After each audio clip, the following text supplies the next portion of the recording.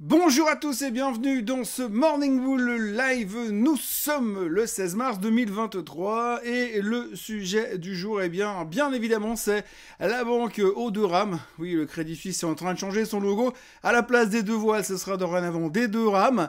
Alors la bonne nouvelle, on commence tout de suite avec la bonne nouvelle, c'est que apparemment on est sorti de l'auberge pour l'instant puisque ils ont emprunté 50 milliards à la BNS et que ça devrait régler les problèmes de liquidité, en tous les cas à court terme.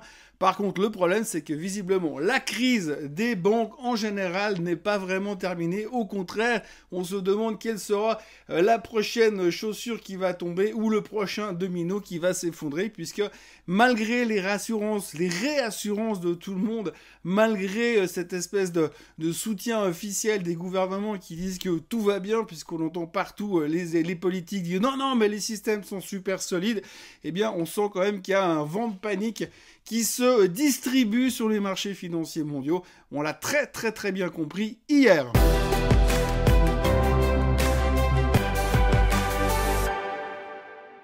Alors si on se souvient ce qui s'est passé il y a quelques années en arrière, une quinzaine d'années en arrière, en 2008, en septembre 2008, on était plutôt rassurés sur l'avenir. On se disait oui, mais bon, de toute façon, les banques sont solides, il n'y a pas de quoi paniquer.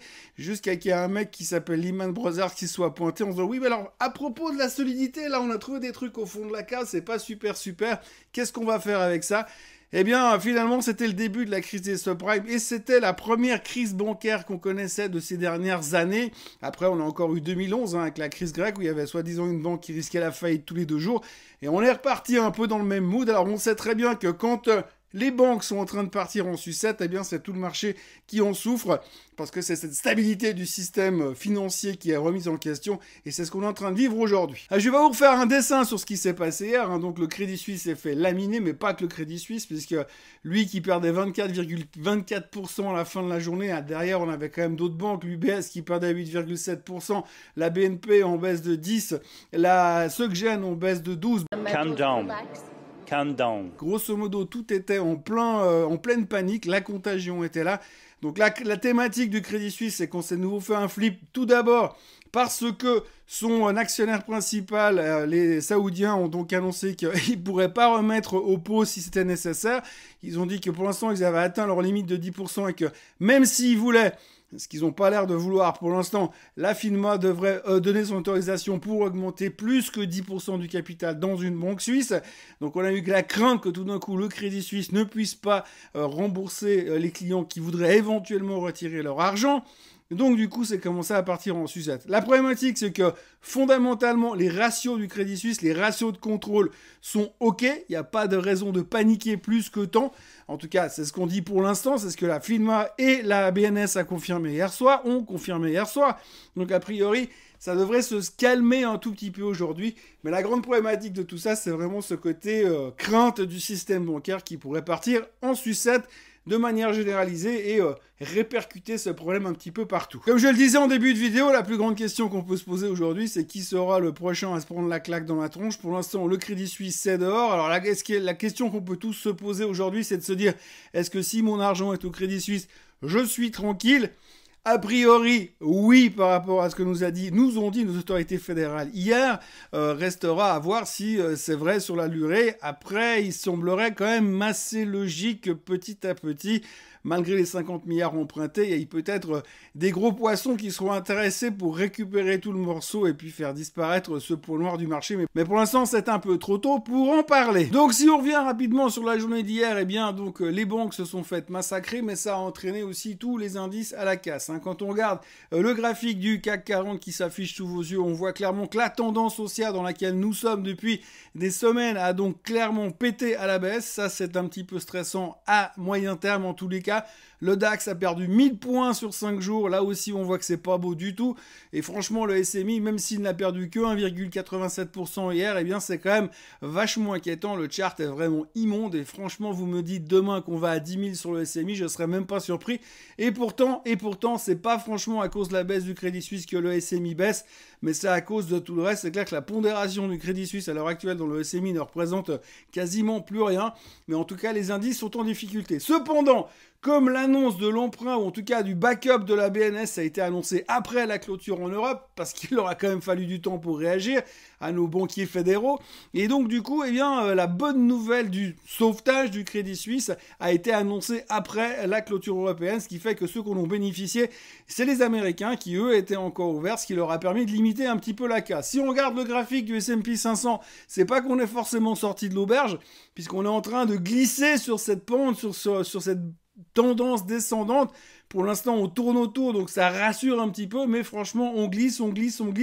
On s'éloigne toujours plus de cette tendance haussière dans laquelle nous étions il y a encore quelques semaines, et ça, c'est pas forcément rassurant, mais en tout cas, jusque-là, on a réussi à sauver les meubles. Tout le monde n'est pas d'accord, puisqu'il faut retenir quand même qu'hier soir, on a eu pas mal de discours à droite à gauche. On a eu monsieur Fink de chez BlackRock qui a dit que c'était que le début, qu'il y aurait encore d'autres problèmes au niveau des banques régionales, en tout cas des petites banques, comme on dit. En même temps, les grosses banques sont en train de récupérer les assets de la plupart des investisseurs qui ont peur, ce qui est assez normal pour l'instant. On a eu entendu par exemple que Bank of America a reçu 15 milliards de net new assets ces derniers jours parce que tout le monde est en train de sortir des petites banques pour aller dans les grosses banques, pour se mettre à l'abri. Je rappelle qu'à l'époque, Lehman, c'est quand même pas rien du tout, même si aujourd'hui, apparemment, selon les chiffres, Crédit Suisse, ce serait 5 fois plus gros que Lehman Brothers. En plus de monsieur Fink de chez BlackRock, on a également eu des stratégistes à droite à gauche, dont celui de JP Morgan, qui disait que c'était le début de l'effondrement du domino dans le système bancaire. Et puis alors, bien sûr, comme chaque fois qu'il y a un truc qui est en train de nous péter la figure, on a eu monsieur Roubini qui est ressorti de la naphtaline pour venir nous raconter son opinion sur le Crédit Suisse en estimant que peut-être que le Crédit Suisse ne partirait pas en faillite, mais lui il pense que on ne pourra pas empêcher la faillite du Crédit Suisse. Enfin, c'est ce qu'il pensait avant l'annonce de la BNS. Il disait que probablement le Crédit Suisse devrait aller en faillite parce que le système de fédéralisme en Suisse ne fonctionnerait pas pour sauver une banque, et donc visiblement, tiens, il s'est gouré pour le moment, en tous les cas, puisque le Crédit Suisse a été backé par la BNS juste après, mais en tous les cas, on voit quand même qu'il y a quand même pas mal de gens qui sont très négatifs sur la thématique et qui viennent en parler beaucoup, donc l'histoire n'est pas terminée. What am I looking at? This figure here. Whoa, is that? It gets ugly in a hurry. Is that figure right? Looks pretty right to me. Du coup, alors maintenant, on va pouvoir se concentrer momentanément, en tout cas, sur la problématique de la hausse des taux, de l'inflation, de l'éventuelle récession, de l'effondrement du pétrole et de où seront les Fed Funds dans 6 mois. Oui, parce que la semaine prochaine, nous avons la Fed, mais aujourd'hui, nous avons la BCE. Donc la BCE sera la première banque centrale à annoncer sa décision sur les taux d'intérêt. Aujourd'hui, dans le commun des mortels, tout le monde est d'accord qu'ils vont monter les taux de 0,5% pour lutter contre l'inflation.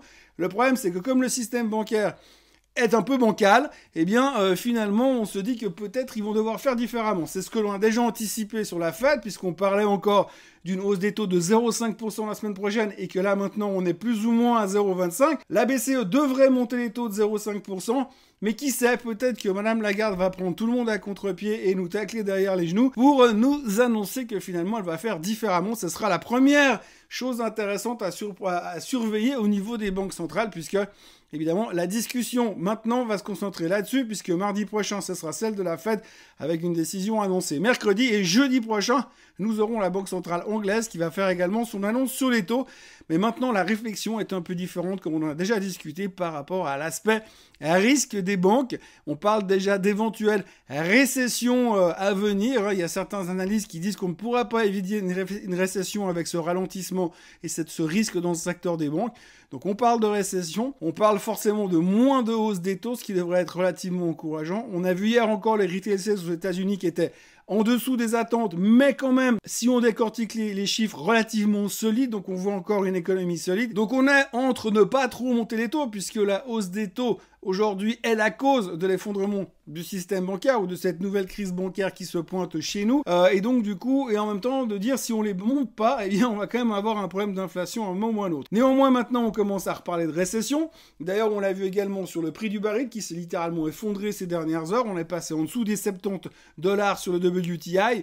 On est à 68 et des brouettes pour l'instant. Techniquement, c'est pas beau. On est de retour au niveau des niveaux du bas du mois de décembre 2021. Si on va beaucoup plus bas, la porte est ouverte à toutes les fenêtres, comme on dit. On peut aller bien plus bas sur le pétrole. Et là aussi, on parle de risque de récession parce que forcément, les banques, patati patata, on se dit, bah si ça arrête comme si les banques commencent à s'effondrer, les gens vont moins consommer, l'inflation va diminuer, on va rentrer en récession, c'est la fin du monde, donc du coup, les gens vont plus faire le plein. Bien évidemment, également, et c'est le stress qui pesait sur le pétrole hier. Donc voilà, aujourd'hui, nous sommes en plein doute par rapport à la suite des événements sur la crise bancaire, et on est également en plein doute sur ce qui va se passer sur les taux, avec un début de réponse dans quelques heures, avec l'intervention de la BCE ce matin. On aura aussi les jobless claims aux États-Unis pour voir un petit peu l'état de l'emploi, encore une fois, semaine après semaine, et puis évidemment le Philly Fed qui sera publié en fin de journée aux États-Unis. Mais on va beaucoup parler des taux ces prochains jours, évidemment, à moins qu'une autre banque nous fasse un triple Lutz à la mode du Crédit Suisse. On est un peu soulagé par rapport à ce qui est en train de se passer du côté de la BNS avec le Crédit Suisse. Donc je vous le rappelle, un emprunt de 50 milliards de francs suisses pour assurer la liquidité des clients et la structure du Crédit Suisse pour le moment. Voilà ce que l'on peut dire aujourd'hui. On est de nouveau en plein meltdown à la mode Lehman Brothers ou à la mode crise grecque. Pour ceux qui étaient là en 2008 ou en 2011, je vous laisse imaginer ce qu'on pourrait avoir derrière. En tout cas, ces périodes-là, généralement, on s'en sort, mais pas sans volatilité. Donc ça risque de secouer un peu beaucoup ces prochains temps. Ça tombe bien justement que le Crédit Suisse aille baisser les voiles et soit passé à la rame. Ça devrait être plus facile au milieu de la tempête. D'ici là, n'oubliez pas de vous abonner à la chaîne Swissquote en français, de liker cette vidéo et de revenir demain pour un nouveau Morning Bull Live, pour un Swiss Bliss et pour voir si le Genève Servette Hockey Club a gagné sa 2e victoire en play-off. Passez une excellente journée et moi je vous retrouve demain. Bye bye.